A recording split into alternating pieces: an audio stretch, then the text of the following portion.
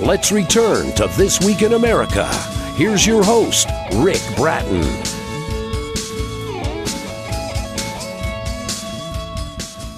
Welcome back, everybody, coast to coast, This Week in America. Thank you for sharing some time with us on the program today.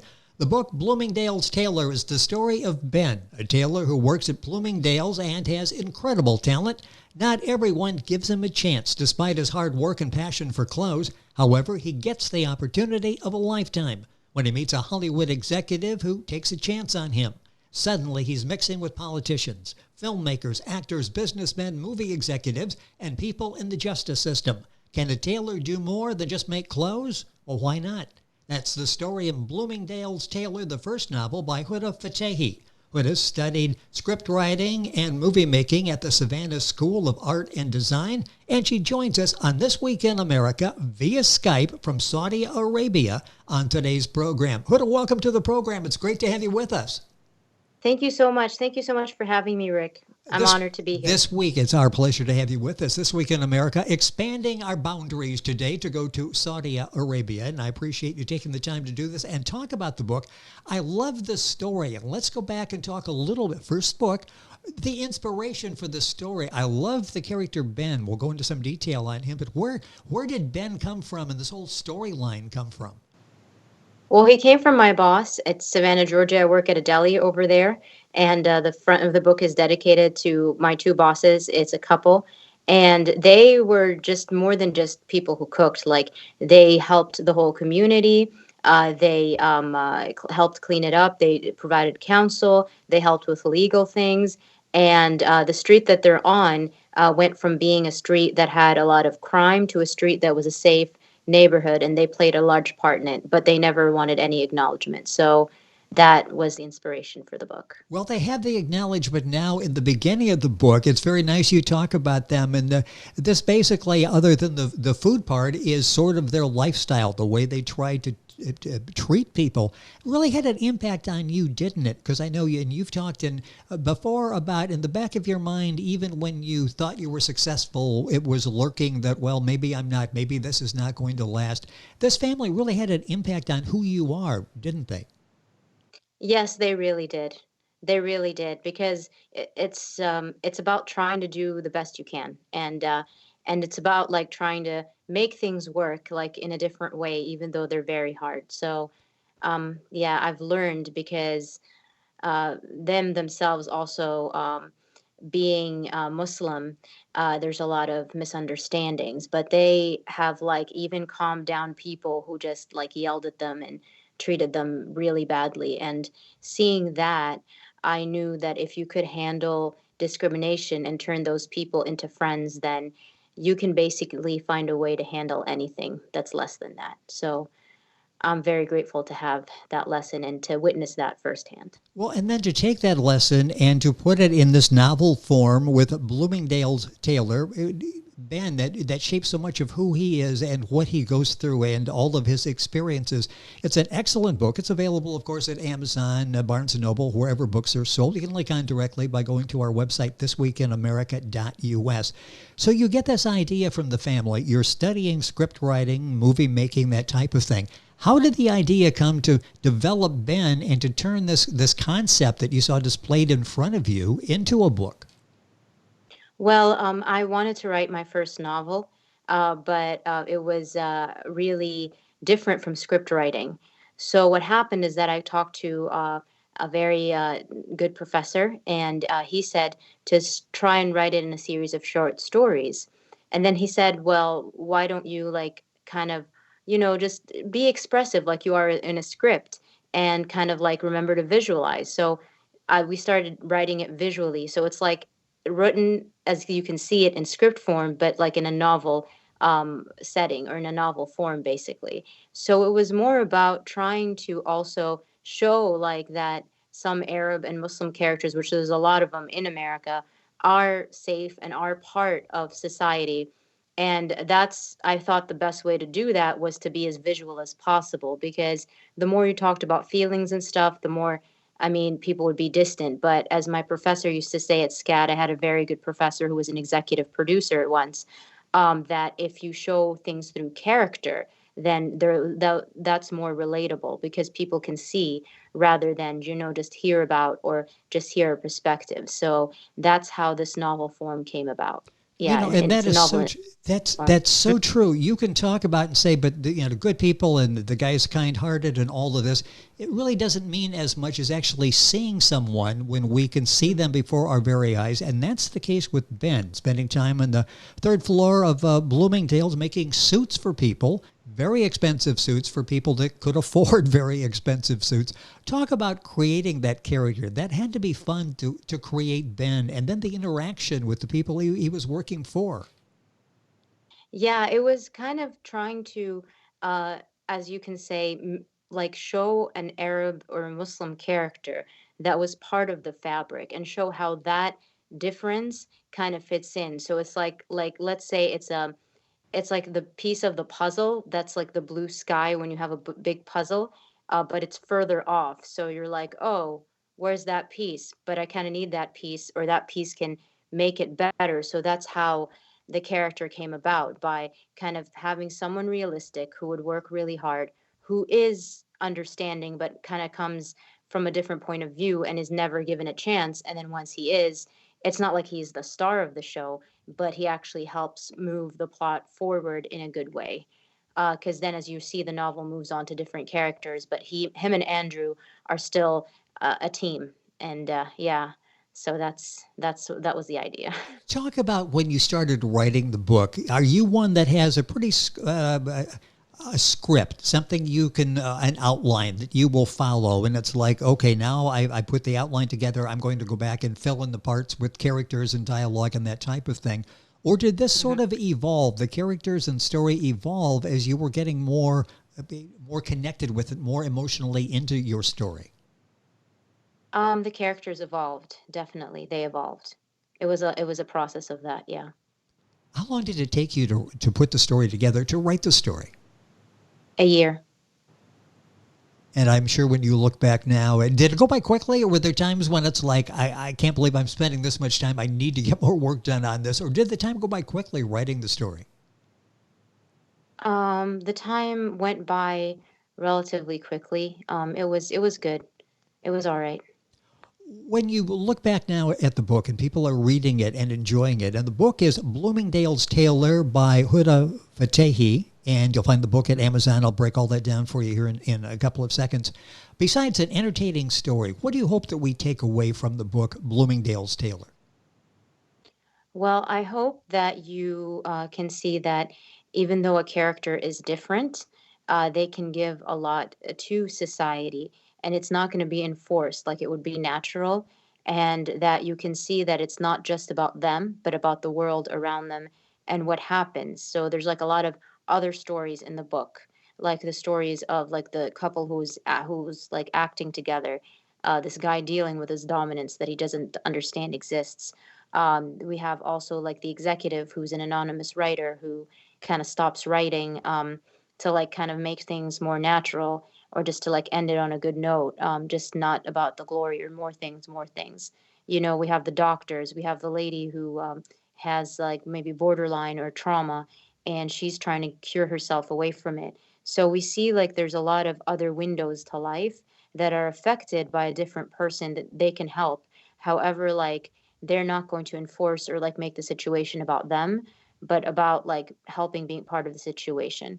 And if things exist, then you're human. Like there's a lot of things that we're still going to go through, I mean, but it's okay. Like we're still all learning. Yes.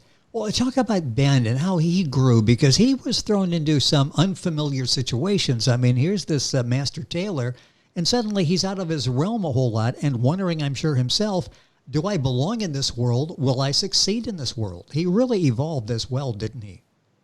Yes, no, definitely, because he kind of played off how people were feeling, how he was needed, and it was like he was thrown into it, but I guess because he listened, so he was able to kind of get to the other end and kind of try be a part of making things better. So, and be a part of the fun as well in the work. So that's I guess the best thing that helped Ben evolve is his ability to listen and kind of, even give Andrew the right to take the lead, but to kind of help out, and just to like be himself, just to like kind of live a life. I mean, it was hard, and he didn't know a lot of things sometimes, but he just tried to keep on going, which was the message, I think, in this book. Yes, and you tell it so well. Bloomingdale's Tailor by Huda Fitaihi is the book, and the guest on the program today. Huda is Huda.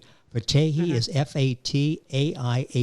If you're Googling it, you can go to our website, thisweekinamerica.us. We've got the link there for you to get information on the book. When you started, was Ben a fully developed character? Was he outlined? Did you understand who Ben is before you started? Or again, was that a process of, maybe you're several chapters in the book and you're like, I don't think this fits Ben anymore. I think Ben would go in this direction. How well developed was he before you actually started the writing? Well, Ben was a character that was developed enough that he had a lot of resourcefulness, but he was kind of, kind of sheltered. He was sheltered, not involuntarily, because of how he looked on the outside and his name and his last name and everything. But he was a little bit more eccentric in the beginning, and like, kind of like, or a little bit aloof at the same time. But then later, he started normalizing his eccentricity and started becoming more involved once he knew who the people were. So it wasn't like, oh, the executive and the people who help him, or the producer, or when they meet like the congressman. It was like, oh, it's Andrew and Bob and all these people that I know. And then that's why, he kind of normalized in a way where he was, even though it was strange. He tried to normalize his new existence because it was like he had to do it. Basically, he had to. There was no other choice. Is Ben based on anybody you know? Is there a touch of Ben's personality in your personality? Well, not that much. I think it's more based on my boss, to tell you the truth, Yes. because I mean, yeah, he came from Jordan and he made it. But I think with Ben, I identify with like the fact that it was really hard to like adjust to different cultures coming here and back, and especially in Arabia now, that's changing rapidly and becoming much more open. It's just really hard again to adjust to living in your own country, basically. So but I'll get used to it. I mean, I lived in the States, so it doesn't matter anymore now. But yeah, I mean, I think in the willingness to keep on going, I think that maybe that is from my experience, because when I was at SCAD, I was the only Arab student at the department at the time who was a female, and there were like few and far between in the writing department. And then, but now there's a lot more. So there's a lot of things I had to understand. Like I was put in a writing class with girls and young men from some of them from very old American families, and I had to really adjust and understand what was going on, and like present my writing in a way that they would understand, and that I would understand and not feel embarrassed. So yeah, I mean, I guess in that, kind of willingness to move on. And also kind of willingness, what I loved about Ben is that I want to put that he doesn't explain himself too much, because I used to do that and I'm still struggling not to do that, because I guess that sometimes it's more like get in there even though you don't know it, rather than stay on the sidelines and kind of explain yourself, when that will kind of alienate you more in a way, you know? Yes. Talk about and it's one of the messages as well, with hard work, you can just about accomplish anything. Talk about that message. And sometimes it's simplistic and you think, oh, that's not really true. There are a lot of obstacles to overcome. But you really talk about perseverance, hard work, and adapting to the situation and making it work. And it does many times come out in a satisfactory manner, doesn't it? Yes, no, definitely. You're right, and you're right, Rick. Absolutely. You're right. The book is Bloomingdale's Tailor by Huda Fitaihi, our guest on the program. But time is going by way too quickly. You are such a talented writer. This is the first novel. That's hard to believe. This is the first one. What are you working on something now? Yes, I'm working on a pilot for a TV series, Ooh. with my family. They're from Saudi, and they're hilariously funny. And yes, and they have a very marketable name. So hopefully one day you'll be seeing more of them or characters based on them. The new script is about an inventor, so I think it's going to be a little bit zany. I'm looking to write more scripts that have or and stories that have Muslim and Arab characters that are part of the fabric. And I really hope that, rather, because that was just, the experience that I have, I really hope to kind of familiarize or like make people feel assured that, it's not scary. We're not the boogeyman or anything. Believe me. I mean, if anything, I owe it to my Meccan family that I am actually able to do this. And yeah, I'm very grateful. And yeah, it's amazing how. But I know that perception is perception, and I've learned also that a lot of people in America, you have to kind of learn how to approach people, how to approach feelings in the right way. But I think that people in the end are very accepting if they know that you're a good person or trying to do good, which is a very good quality. So I just hope that, through my writing, it can come across in a funny way, that it's like, oh, that's natural, Yes. because that's what I learned from my family. And yeah, that's what they taught me. So I'm very grateful. Well, that's a good lesson, and it really comes across in the book. So well done. Bloomingdale's Tailor by Huda Fitaihi. She's our guest on the program. A couple minutes left in the program here. What influences did you have coming to the States to study script writing and filmmaking? Who influenced you? Who were some of the people that sort of shaped who you are so you wanted to get into storytelling? Well, it was the only way to kind of convey what I wanted to do without kind of breaking the rules, Yes. but kind of breaking the rules at the same time and like being not being conventional.